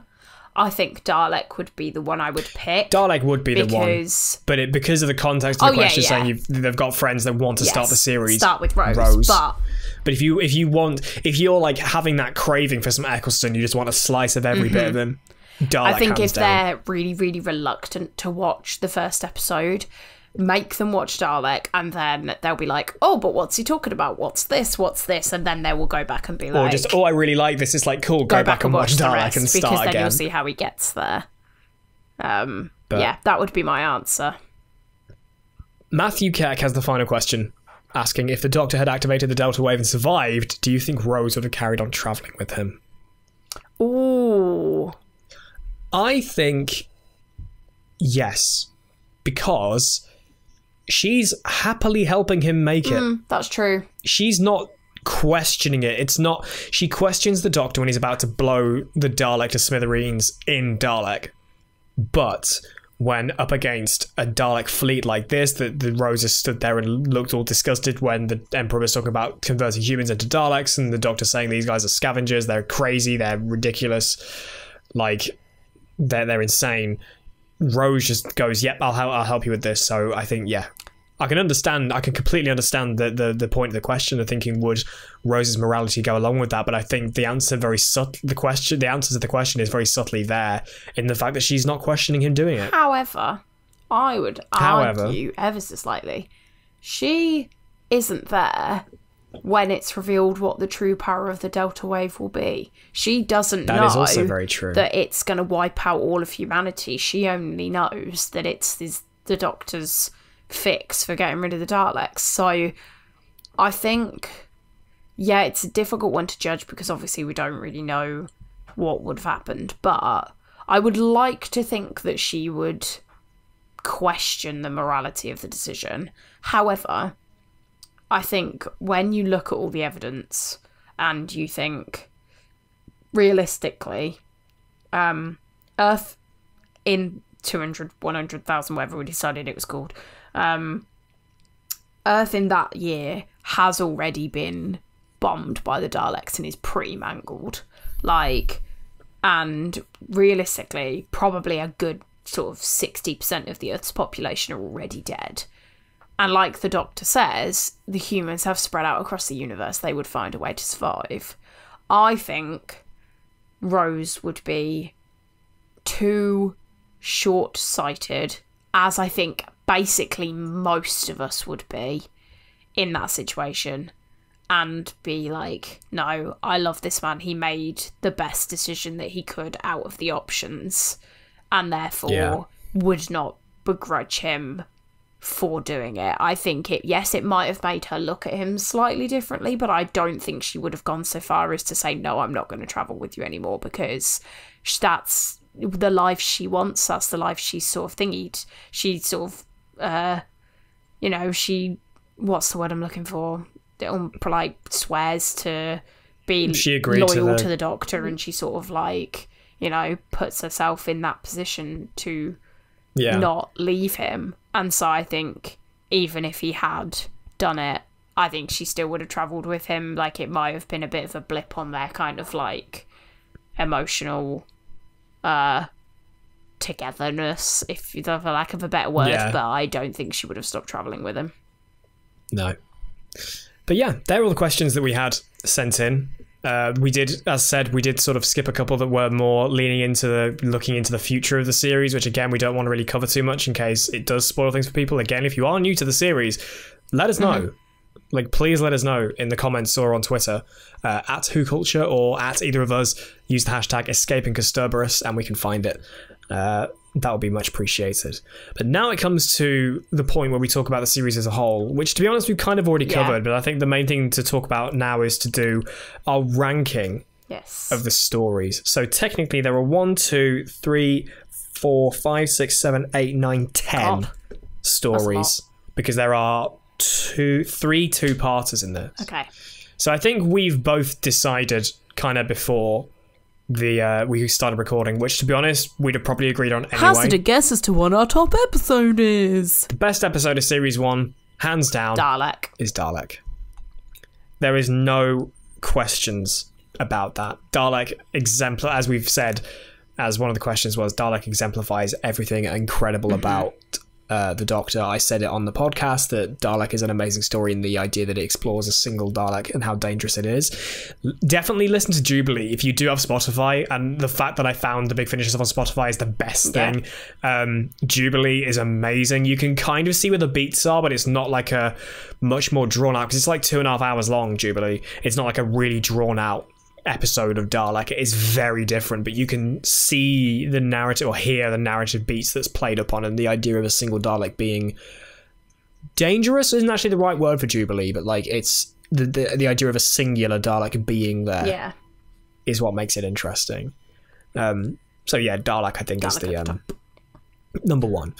If we jump right back down to the bottom. Oh, the worst. Now, because overall, as I've already said, I think series 1 is pretty damn borderline perfect. There's very little I change. I think the worst episode of series 1 is like leagues higher than what I would consider to be bad episodes in the series going forward. So, what do you think will be one of the worst episodes or stories of series 1? Because as much as it's a tough decision, my mind goes to Aliens of London World War 3. Yeah. It's not bad by any stretch. But I think if I had to rank the stories in this series, that would be towards the bottom, if not at the bottom. But the bottom doesn't necessarily mean bad. Yeah, because... So, episode 1 was Rose. So we've got Rose, The End of the World, The Unquiet Dead. Then you've got Aliens of London World War 3 as a two-parter, so that's one entry. Dalek, Long Game, Father's Day, Empty Child, Dr. Dances, that's a two-parter. Boomtown, and then Bad Wolf, Parting of the Ways. Oh, it's a tricky one because, yeah, Aliens of London and World War 3, they have their moments of being brilliant, and usually However, it's because of Blonde. I'm not sure whether I would argue that the Long Game, for me, is one of the lower ones, like maybe the lowest, because although it sets up like the bigger picture with Satellite 5 as a standalone story, I think it's pretty blasé. Actually, yeah, do you know what? I think I would agree with you on that one. I think there are more good redeeming beats. Qualities to Aliens of London World War 3 than there are to Long Game. I think. So do you think we put Long Game at the bottom? Probably. Just. So Long Game at number 10. Yes. I think maybe Aliens of London World War 3 at number 9, above it. Yeah. Or would you put maybe something like Unquiet Dead? Well, I was thinking Unquiet Dead, but like End of the World as well is kind of like, it's okay. But I kind of see it on a similar thing to Long Game. Like, I think it does set up the universe and the whole thing really well. I think they're all on a bit of a level pegging. This is really hard. I think I would put, personally, I think I would do Unquiet Dead at 9, the Slovene two-parter at 8, and then End of the World at 7. Because End of the World is the one that starts to lean into the Time War stuff, and you get to see more of the Doctor. I don't know. More of the Doctor's past. I don't know whether I would put End of the World at 9. End of the World at 9? I'm not sure. Unless I would put see, I quite liked the Unquiet Dead. I think it's like a... Yeah, again, the thing is, it's like there's nothing about this ranking that is outright bad. I don't think I'd put the Unquiet Dead that low. I think the End of the World deserves to go higher because of the sequences with Jabe and the Doctor. Those things explore digging deeper into the Doctor's character, like probably a lot earlier than you probably realised, I think is really good. Okay. And overall, the episode is good. I think then we should do Aliens of London World War 3 at 9. Okay. Because I think it sort of sits in the middle. Like, I'm toying between whether to put the Unquiet Dead or End of the World. Should we say for like 9 to 7, 9 to 6 are all like kind of level pegging anyway? Like, I think so. We'll do Long Game at 10. End of the World at 8. And like, yeah, Aliens of London Long World Game War at 10, 3. Aliens of London World War 3 at 9. And then End of the World at 8. Yeah. I think I would personally put End of the World above Unquiet Dead, personally. Yeah, although the Unquiet Dead does have some really funny bits with Charles Dickens, I think overall, there's a lot more to pick apart in terms of the grander scheme of Doctor Who with End of the World. So if we put Unquiet Dead at number 8, put End of the World at number 7. Let's jump back to the top and go for number 2, which I think is unequivocally Empty Child, Dr. Dances. I think at number 2. There's nothing else that matches that, in my opinion. Number 3. So what we have left, we have Rose, we have Father's Day, we have Boomtown, we have Bad Wolf, Parting of the Ways. Okay, I would probably say Boomtown should go at 6 if that's where we're up to on that portion of the list. Boomtown at 6? Yeah, I think I could agree with that. Because it's a great character study. Father's Day at 5, That's what I was going to say. In perhaps? the same vein, I think Father's Day at 5, because again, it's a fab character study, but like, not a lot happens. Although I do quite like it. I mean, Again, there's nothing about this. This is a. I wouldn't say this is a worst to best. I think this is just a general ranking of the episodes because there's nothing in this series that I would consider to be bad. So, and then the last question is, because we've got 1 and 2, and we've got up to 5. We need 3 and 4, and the only things that are left are the beginning and the end, and that's Rose, and then Bad Wolf Parting of the Ways. I can't tell whether I'm leaning into Rose being better. I was thinking the opposite. Were you? I think it's because Bad Wolf, for the grand scheme of things, is an episode about killer game shows. Yeah. Whereas Rose is so fascinating as an episode. I think when exploring about the character of Rose and the family side of things, but then also reintroducing the Doctor in such a new, mysterious way. Yeah. So I can't. I think thinking about it, I would put Bad Wolf Parting of the Ways at 3 and Rose at 2. Or do I think Bad Wolf Parting of the Ways should be lower? Yeah, that's true. In fourth? But what's in fourth? Have I written down? I think you've done it wrong, haven't you? 1, 2, 3. Have I written down a number twice? I can't tell. 10, 9, 8, 7, 6, 5. 1, I can't see what you're doing, so I can't tell. 5, 6, 7, 8, 9, 10. There are definitely 10 stories. Right. How have I missed 4? So what have you done? I don't know. I seem to have not written down a 4. So what have we got at 10? So at 10 we've got The Long Game. At 9 we've got Aliens in London World War 3. 8 is Unquiet Dead. End of the World is 7. 6 is Boomtown. 5 is Father's Day.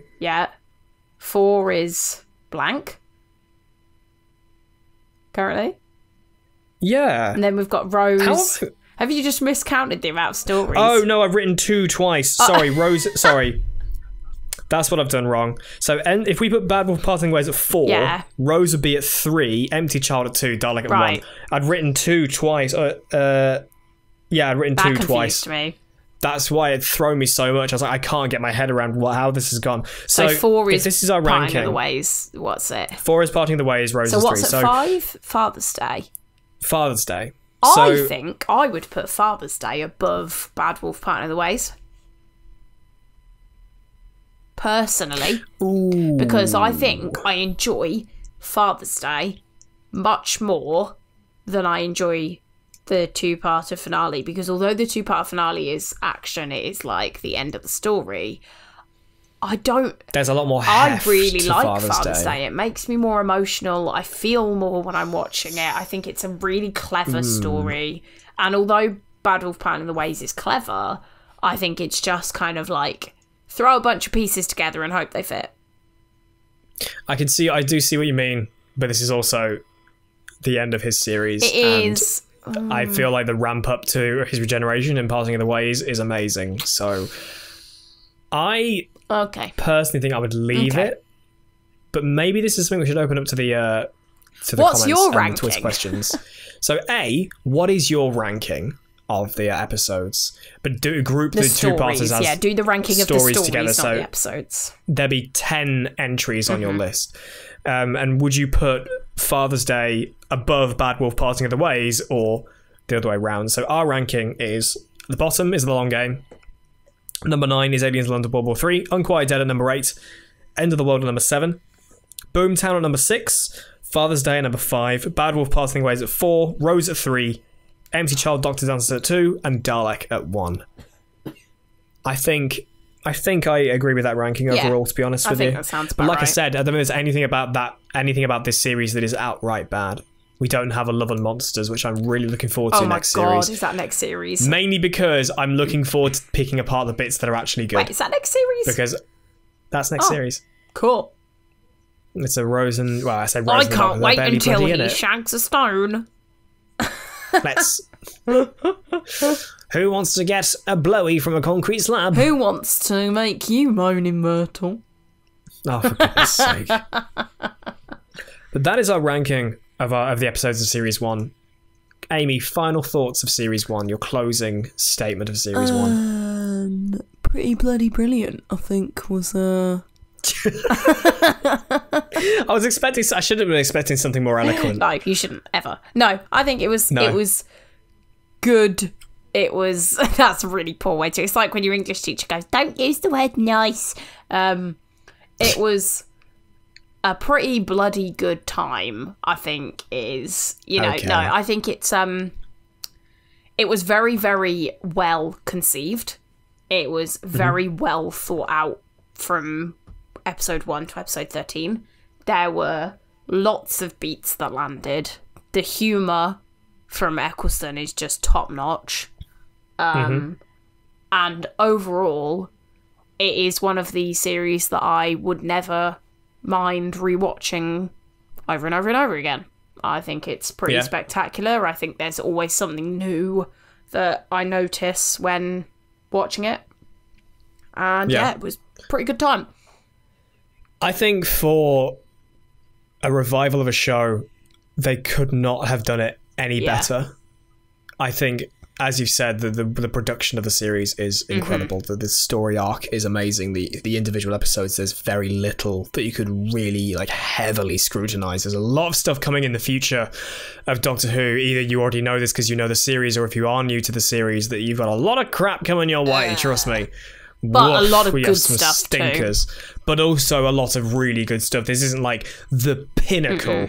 I think in terms of average bar of quality, I think the Series 1 has not been met yet. I think Series 1 is still the top. If I might have to do this. If I do a ranking of all the series 1 to 13, I think Series 1 would actually be the top. Genuinely, I think Series 1 I think there top. might be a couple of Tennant episodes that potentially sway Tennant it. series will be pretty high as well. But I won't reveal what my least liked series is. If you've watched the series, if you've watched any videos of Doctor Who from me, you probably know what series is my least favourite. But I think, as I've said before, I think Series 1 is immaculate. There's so little to pick apart, and it's so ingrained in my mind. I don't want to pick them apart. I'll happily pick them apart for the sake of this podcast, but they're the kind of things I pick apart that I won't sit on for the rest of my life. I won't sit here and think, I wish I could like this episode, but this little thing is still a bit on my tits. I'm just like, I don't care. It's Eccleston, he's my favourite Doctor, and I obviously can't speak for what's to come for Doctor Who, but I don't see that changing. I think it's a very high bar for me to surpass Eccleston. I don't think we're ever really going to surpass Series 1 from New Who now. I think we would have to have a complete overhaul. I think they'd need to go off air for another 16 years. I think they would. I genuinely do, because I think it's got to that point, it needs that time, and there's so many people calling for that. Some people calling it for their, very backwards reasons. Others calling for it because there has been a bit of a couple of flubs. And I would agree. If they put Doctor Who on the shelf for another couple of years, it would be annoying for the Doctor Who YouTube channel we're running. But I don't think I'd mind. As a viewer, if Series 13 ends up being a complete dud, if we get Series 11 but worse, then we're in trouble. That's not going to be good. If it's Chibnall staying on for another series, we might be in luck. Oh, we'll get to that after Revolution of the Daleks at Christmas. But yeah, I think Series 1 is incredible. And if you have been watching Series 1 for the first time, be it because you are new to the series or you did the egregious thing of skipping 9, let us know what you thought. I do just generally, if you've seen the series a million times, you've gone back like us, and there's new things you can appreciate, because even me, who's watched Series 1, can quote every single line, probably. Literally, I could probably do a one-man show of Dalek. I've watched the episode so many times. Still finding new things to fall in love with about the series. What have you thought of Series 1? What do you think of Parting of the Ways? And just what do you think as Christopher Eccleston as a Doctor overall, as someone who is already a fan of him, or maybe someone who appreciates him, but maybe Tennant or Matt Smith is your favourite? Because as much as it sucks to say it, there's not many people out there who have Capaldi or Jodie Whittaker as their favourite Doctors. I really like Jodie's Jodie. I love Jodie's Doctor, and Capaldi is arguably the most underrated of all the Doctors. I think he was definitely the one who got the most screwed by storylines. Matt Smith in a very close second. But I liked Matt Smith, I think. But yeah, like, what did you think of Series 1 and Eccleston? You have to let us know in the comments below if you are on the YouTube version of this podcast. If you are listening to it on whatever platform you're on, then you can let us know over on Twitter, @WhoCulture. Use the hashtag escaping at Kasterborous. You can see the spelling of it in the podcast title if you don't know how to spell Kasterborous. Hopefully you can know how to spell escaping. I would hope so. Let us know about that. So that, I think, about wraps up Series 1. Sorry for the long break, Escaping by the way. Like, yeah, apologies for the with sort of normality like relatively starting to resume. We would hope. It's been a bit interesting to get, like, because normally we'd just record this on a Sunday night, but that's not always as easy anymore because, you know, life is semi-returning to normal. There have been moments that we haven't been able to. Sorry it's not always been communicated, but if this podcast ever got killed off, we'd let you know.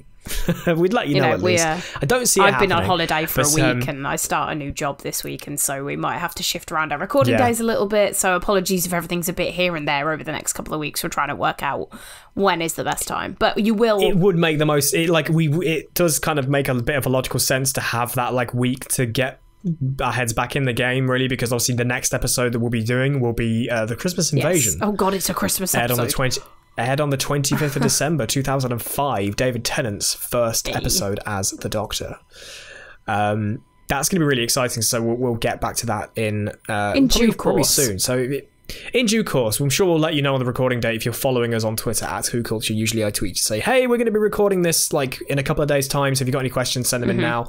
So either you can tweet the matters on Twitter, you can either or put them in the comments below, as already said, about the Christmas Invasion, David Tennant's first episode.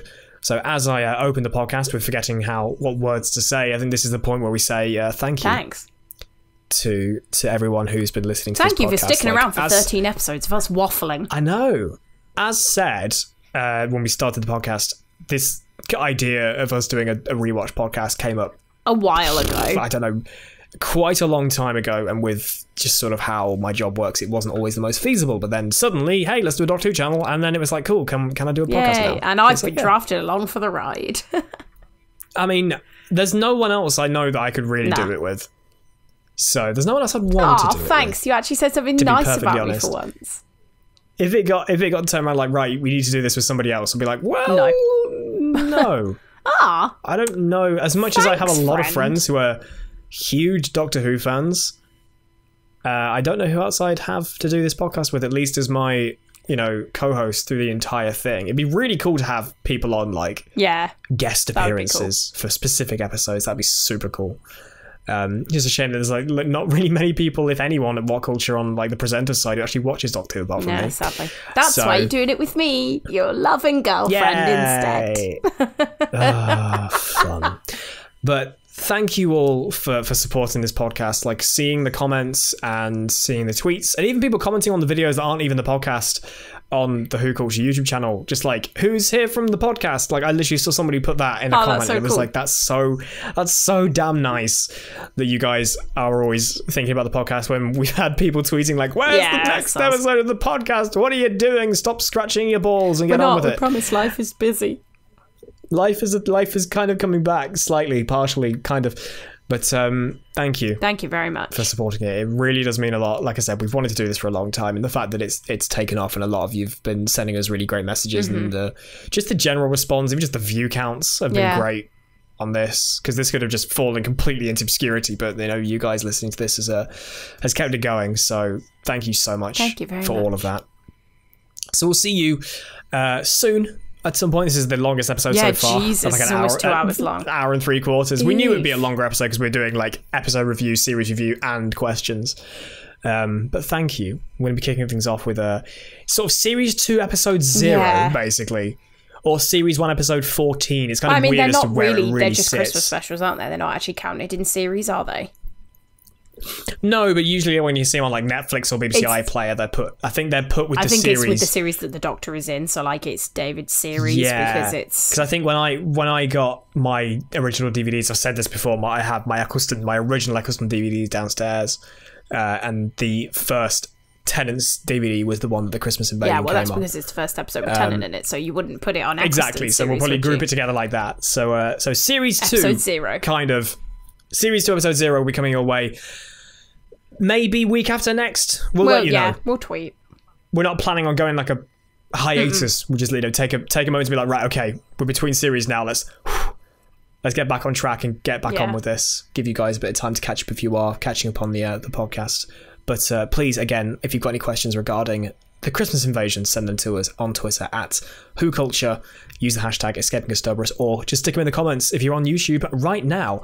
But until then, that has been the Escaping Kasterborous podcast. Series 1 is over.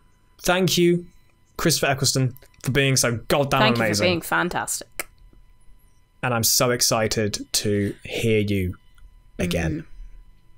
It's going to be phenomenal. Yes. For now, though, I have been Rich. You can follow me on Twitter at PickupChangeToe. And I have been Amy. You can follow me on Instagram at Ames_Elizabeth. Indeedy. Thank you all so much for listening. Thank you again for your support of Series 1 of Escaping Kasterborous. We will see you soon. Merry Christmas. It's August. Merry Christmas. God bless us, everyone. Bye.